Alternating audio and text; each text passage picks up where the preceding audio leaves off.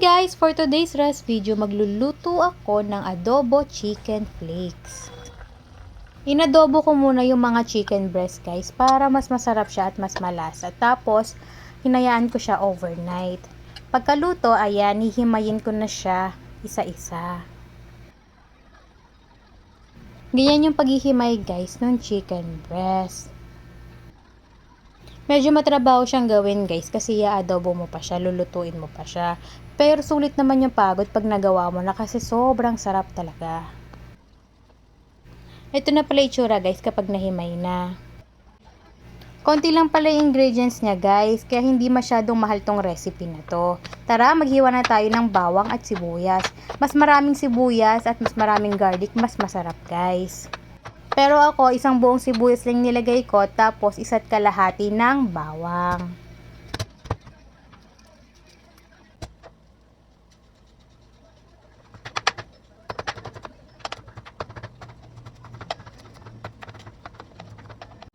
Ito na pala guys yung mga ingredients, natapos ko na siyang hiwain at saka himayin.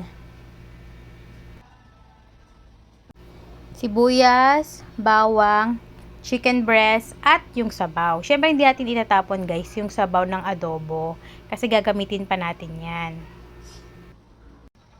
Tara, lutuin na natin yung chicken adobo flakes. Sa mainit na kawali guys, maglagay tayo ng mantika. Tapos igisa na natin yung bawang. Kapag brown na yung bawang, sunod naman natin yung sibuyas. Comment naman kayo guys kung tagasan kayo para alam ko kung saan nakarating tong video ko.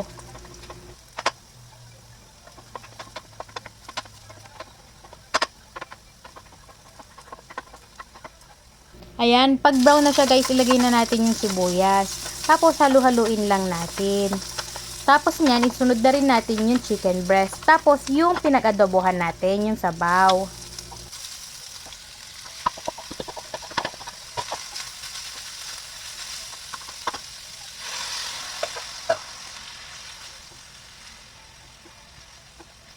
Halu-haluin lang natin siya guys hanggang matuyo yung sabaw.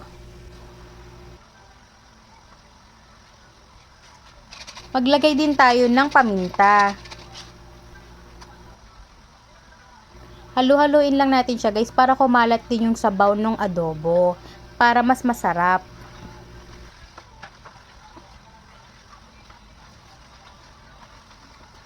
Pag natuyo na yung sabaw guys, lagyan natin siya ng mantika. Mas marami, mas okay. Kasi piprituhin natin siya para medyo lumutong siya. Huwag pala natin lalakasan yung apoy, medium lang kasi madali lang tong masunog kasi may toyo siya.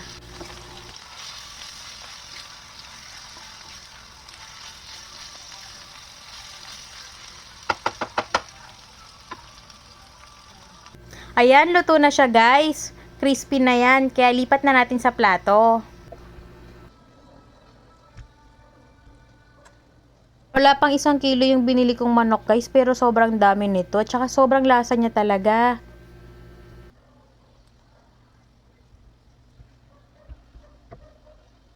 Ito na yung finished product guys. Nagluto din pala ako guys ng scrambled egg para mas masarap siya. Tapos masarap din siyang i-partner sa suka. Sobrang sarap nito guys at sobrang lasa. Kaya matipid siya sa ulam. Try nyo na rin. Mapapa-only rice ka na naman sa sobrang sarap. Promise! Yun lang. Thank you for watching. Follow for more videos. Bye-bye!